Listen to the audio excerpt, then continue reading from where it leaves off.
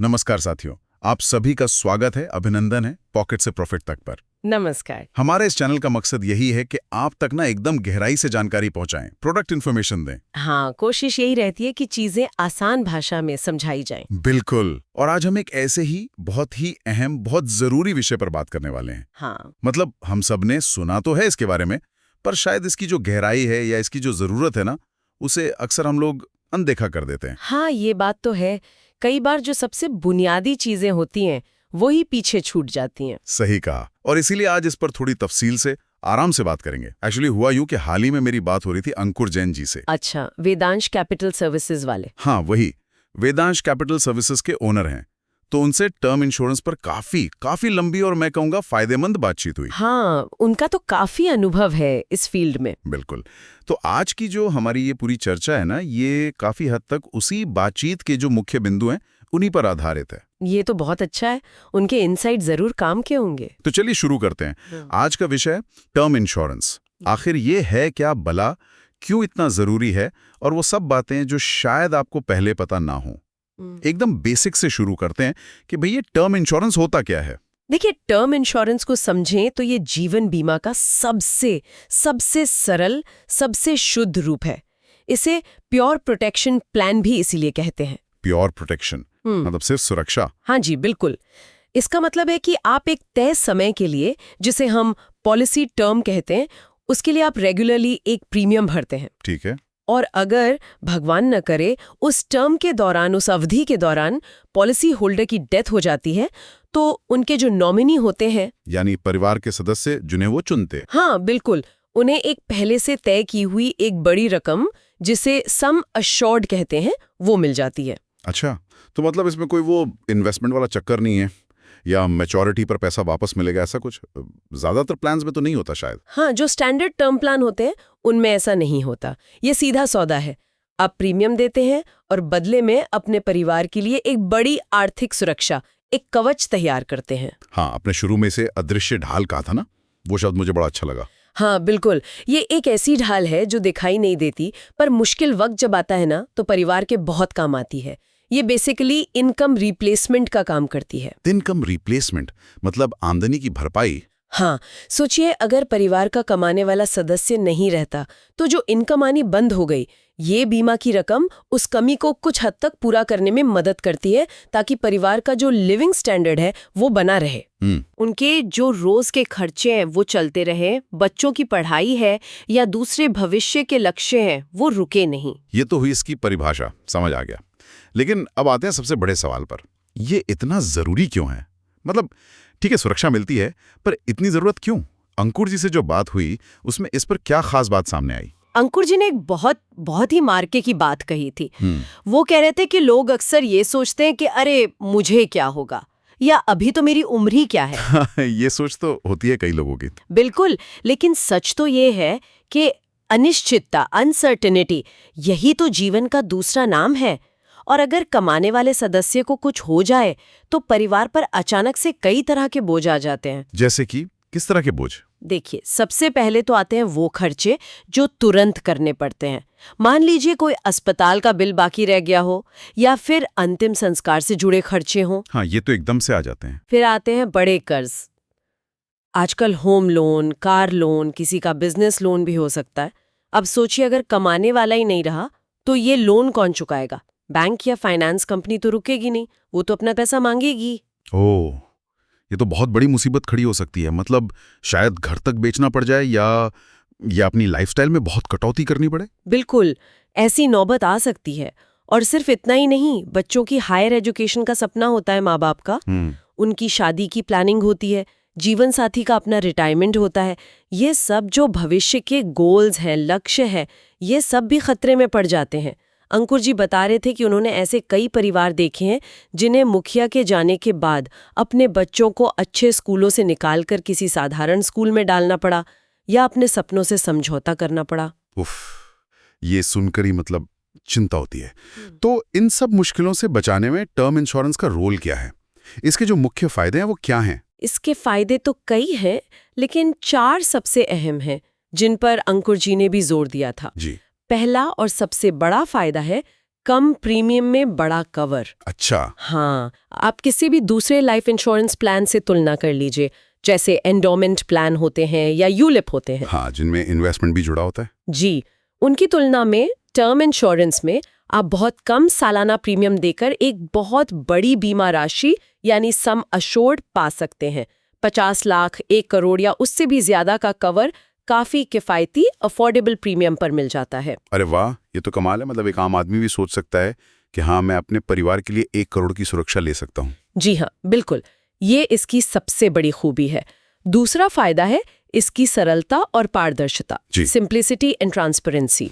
इसमें कोई मिलावट नहीं है, न इन्वेस्टमेंट की न कोई रिटर्न की गारंटी। अगर प्योर टर्म प्लान है तो आपको साफ पता होता है कि आप जो प्रीमियम दे रहे हैं वो किस चीज के लिए दे रहे हैं। सिर्फ और सिर्फ सुरक्षा के लिए। बिल्कुल, समझने में बहुत आसान है।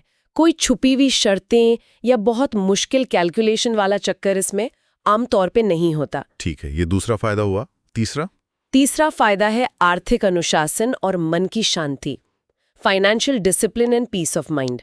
जब आप नियमित रूप से प्रीमियम भरते हैं तो एक डिसिप्लिन तो आता ही है। हाँ, वो तो है। पर उससे भी बढ़कर ये जानना कि अगर कल को मुझे कुछ हो गया तो मेरा परिवार एकदम से सड़क पर नहीं आ जाएगा, उन्हें एक आर्थिक सहारा मिलेगा। ये जो एहसास है ना, ये बहुत सुकून देता है, मन की शांति। अंकुर जी कहते हैं कि ये जो मानसिक सुकून है ये अमूल्य है, इसकी कोई कीमत नहीं। सही बात है, ये शांति बहुत जरूरी है। और चौथा फायदा शायद टैक्स से जुड़ा है ना? हाँ बिल्कुल, टैक्स बेनिफिट्स भी मिलते हैं। आप जो प्रीमियम भरते हैं उस पर आप इनकम टैक्स एक्ट के सेक्शन 80C के तहत टैक्स छूट क्लेम कर सकते हैं, जो भी उस समय के टैक्स नियम हो उनके अनुसार। ठीक है। और इससे भी ज्यादा महत्वपूर्ण बात यह है कि अगर दुर्भाग्यवश क्लेम की नौबत आती है तो जो नॉमिनी को पैसा मिलता है, जो बीमा राशि मिलती है, वो सेक्शन 10(10)D के तहत पूरी तरह टैक्स फ्री होते हैं। पूरी तरह टैक्स फ्री? जी। मतलब अगर 1 करोड़ का कवर था तो पूरे 1 करोड़ रुपए नॉमिनी को मिलेंगे, कोई टैक्स नहीं कटेगा? जी हाँ, उस पे कोई इनकम टैक्स नहीं लगता। ये एक बहुत बड़ा फायदा है। वाकई, ये चारों फायदे तो उसे बहुत ही आकर्षक और बहुत जरूरी बना देते हैं। अच्छा, अब एक और सवाल मन में आता है, क्या ये टर्म इंश्योरेंस की जरूरत हर किसी को है या ये सिर्फ उनके लिए है जो शादीशुदा हैं, बाल बच्चे वाले हैं? ये एक बहुत कॉमन धारणा है कि भाई जो कमा रहा है घर में या जिसके ऊपर परिवार की जिम्मेदारी है, बस उसी को जरूरत है। लेकिन अंकुर जी का मानना है, और मैं भी पूरी तरह सहमत हूं उनसे, कि जीवन के लगभग हर पड़ाव पर, हर स्टेज पर इसकी रेलेवेंस है, इसकी जरूरत है। हाँ, ये हो सकता है कि जरूरत की मात्रा, मतलब कितना कवर चाहिए, वो बदल जाए। अच्छा, जरा इसे थोड़ा विस्तार से समझाइए। जैसे मान लीजिए कोई युवा है, अभी जॉब शुरू की है, अविवाहित है, उसके लिए क्यों जरूरी है? देखिए, एक यंग व्यक्ति जिसने अभी कमाना शुरू किया है, वो शायद सोचे कि भाई मुझ पे तो कोई डिपेंडेंट है नहीं, लेकिन हो सकता है उनके पेरेंट्स, उनके माता पिता आर्थिक रूप से कुछ हद तक उन पर निर्भर हों। हो सकता है। या भविष्य में हो सकते हैं, या फिर हो सकता है वो आगे चलकर होम लोन लेने का प्लान कर रहे हों, तो उस लोन की सुरक्षा के लिए भी ये जरूरी है। लेकिन सबसे बड़ा फायदा क्या है? कम उम्र में अगर आप पॉलिसी लेते हैं तो प्रीमियम बहुत कम लगता है। हाँ, ये सुना है मैंने। और वो प्रीमियम फिर पूरी पॉलिसी अवधि के लिए लॉक हो जाता है, वो बढ़ता नहीं है उम्र के साथ। तो आज अगर कम प्रीमियम पर आपने एक अच्छा कवर ले लिया तो वो भविष्य में बहुत काम आएगा। ये तो बहुत बढ़िया पॉइंट है, प्रीमियम लॉक इन हो जाता है। ठीक है। और शादी के बाद? शादी के बाद तो देखिए जिम्मेदारी बढ़ी जाती है। आपका जीवन साथी, आपका पार्टनर अब आपकी जिम्मेदारी है। उनकी आर्थिक सुरक्षा एक बहुत बड़ी चिंता बन जाती है। टर्म इंश्योरेंस ये सुनिश्चित करता है कि अगर आप नहीं रहे तो आपके पार्टनर को पैसों की तंगी का सामना ना करना पड़े, वो अपनी जिंदगी सम्मान के साथ जी सकें। बिल्कुल। और जब बच्चे हो जाते हैं तब तो शायद ही सबसे ज्यादा जरूरी हो जाता होगा। निश्चित रूप से, पेरेंटहुड यानी जब आप माता पिता बनते हैं, वो शायद जिंदगी का वो पड़ाव है जहां टर्म इंश्योरेंस की जरूरत सबसे ज्यादा महसूस होती है और सबसे ज्यादा होती भी है। बच्चों की स्कूल की फीस, कॉलेज की फीस, जो आजकल आप जानते हैं कितने ज्यादा है। हाँ, आसमान छू रही है। उनकी शादी का खर्च या कोई और सपना जो आपने उनके लिए देखा है, इन सब चीजों के लिए एक बड़ी रकम की जरूरत पड़ती है। तो जब आप अपना बीमा कवर तय करते हैं ना, तो आपको इन सभी भविष्य के खर्चों को ध्यान में रखना चाहिए। अंकुर जी हमेशा सलाह देते हैं कि कम से कम अपनी जो सालाना आमदनी है उसका 10 से 15 गुना कवर तो जरूर लेना चाहिए। 10 से 15 गुना अपनी सालाना इनकम का? हाँ, और अगर आपके ऊपर कर्ज ज्यादा है, लोन ज्यादा है, तो शायद उससे भी ज्यादा लेना पड़े। तो एक अच्छा थंब रूल है 10-15 गुना। अच्छा, और मान लीजिए कोई रिटायरमेंट के करीब पहुंच रहा है, बच्चे भी सेटल हो गए हैं, तब क्या? तब भी इसकी भूमिका हो सकती है। हो सकता है कोई पुराना होम लोन या कोई दूसरा कर्ज अभी भी चल रहा हो, उसे चुकाने के लिए काम आ सकता है। या फिर आप ये सुनिश्चित करना चाहें कि आपके जाने के बाद आपके जीवन साथी का बाकी जीवन आराम से बीते, उन्हें किसी पर फाइनेंशियली निर्भर ना रहना पड़े। या फिर कुछ लोग एक विरासत, एक लेगेसी छोड़कर जाना चाहते हैं अपने बच्चों के लिए। तो जरूरतें बदल जाती हैं, लेकिन इसकी रेलेवेंस बनी रह सकती है। ये तो आपने बहुत अच्छे से समझाया कि कैसे अलग अलग लाइफ स्टेजेस पे टर्म इंश्योरेंस काम आता है। अब एक और चीज है जिसके बारे में लोग सुनते हैं, राइडर्स। ये राइडर्स क्या होते हैं? क्या इन्हें लेना जरूरी है? राइडर्स को आप ऐसे समझिए कि ये आपकी जो बेस टर्म पॉलिसी है ना, उसके साथ जुड़ने वाले कुछ एक्स्ट्रा फायदे या एक्स्ट्रा कवर हैं, एड ऑन्स कह सकते हैं। अच्छा, जैसे गाड़ी में एक्सेसरीज लगवाते हैं। हाँ, कुछ वैसा ही समझ लीजिए। ये ऑप्शनल होते हैं, मतलब आपकी मर्जी है, आप इन्हें चुने या ना चुने अपनी जरूरत के हिसाब से। इनके लिए आपको जो बेस प्रीमियम है उसके ऊपर थोड़ा सा एक्स्ट्रा प्रीमियम देना पड़ता है। ओके, और ये करते क्या हैं? ये आपकी सुरक्षा को और ज्यादा कॉम्प्रिहेंसिव और ज्यादा व्यापक बनाते हैं, कुछ खास स्थितियों में अतिरिक्त कवर देते हैं। कुछ जरूरी राइडर्स के बारे में बताएंगे? कौन कौन से होते हैं? जरूर। सबसे कॉमन और शायद सबसे जरूरी राइडर्स में से एक है accidental death benefit rider. Accidental death benefit? हाँ, इसका मतलब है कि अगर पॉलिसी होल्डर की मृत्यु किसी दुर्घटना, किसी एक्सीडेंट की वजह से होती है, तो नॉमिनी को जो ओरिजिनल बीमा राशि है वो तो मिलेगी ही, उसके साथ साथ एक अतिरिक्त राशि भी मिलेगी। अक्सर ये जो अतिरिक्त राशि होती है ये मूल बीमा राशि के बराबर होती है, यानी एक्सीडेंटल डेथ के केस में कवर डबल हो जाता है। ओह, यानी दुर्घटना में मृत्यु होने पर ज्यादा सुरक्षा मिलती है। और कौन सा है? दूसरा महत्वपूर्ण राइडर है क्रिटिकल इलनेस राइडर। ये आजकल बहुत बहुत ज्यादा रेलेवेंट हो गया है। क्रिटिकल इलनेस मतलब गंभीर बीमारियां? जी।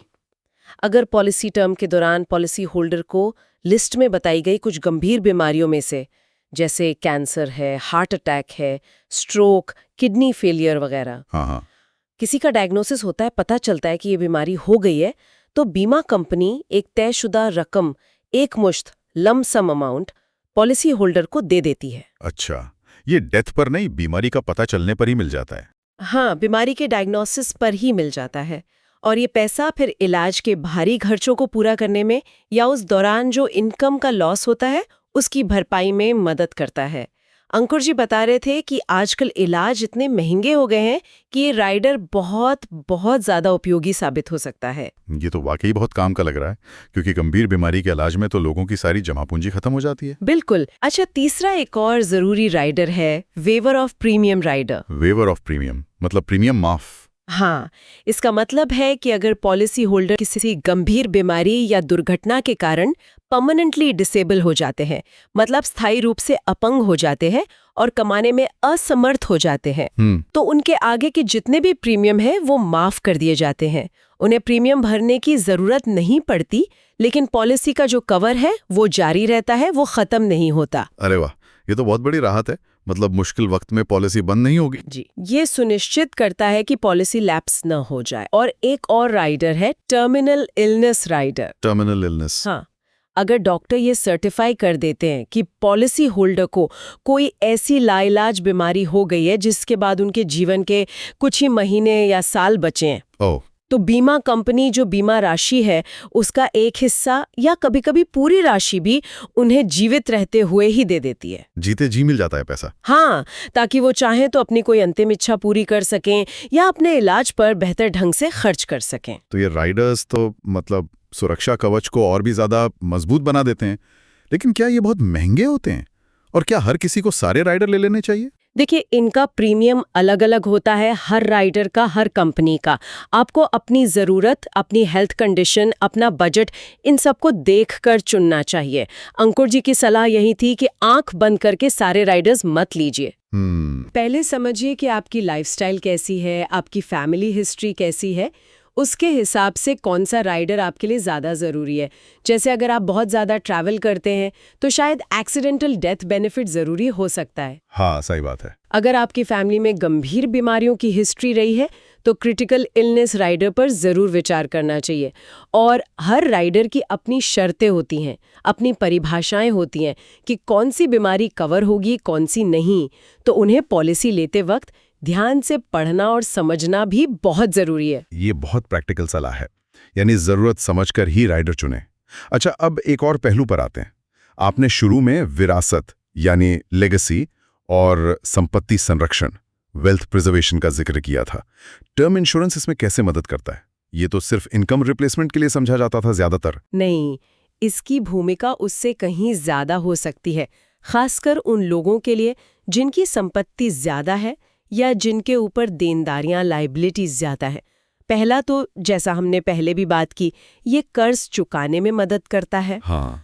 इससे क्या होता है कि आपकी जो संपत्ति है, मान लीजिए आपका घर है या कोई ज़मीन है, वो बिना किसी लोन के बोझ के आपके वारिसों को, आपके बच्चों को मिलती है। हाँ, ये तो क्लियर है। और दूसरा, ये संपत्ति के समान बंटवारे में मदद कर सकता है।